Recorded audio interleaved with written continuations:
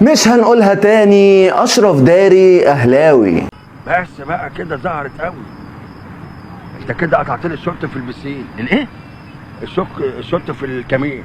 خلص الكلام. امير توفيق استقبل اشرف داري في المطار فجر اليوم وهو في طريقه للنادي الاهلي لاجراء فيديو التقديم وجلسة التصوير، والحرقان اشتغل.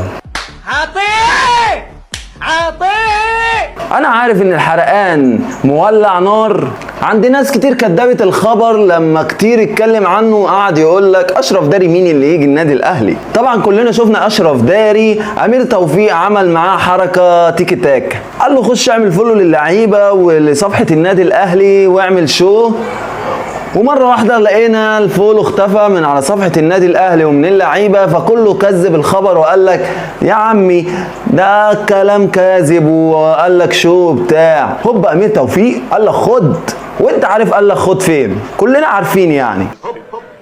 وطبعا الحرقان اشتغل لما عرفنا وشفنا فيديو امير توفيق مع اشرف داري في مطار القاهره ومتوجهين للنادي الاهلي لاتمام التعاقد. اتمام التعاقد وجلسه تصوير. يا مؤمن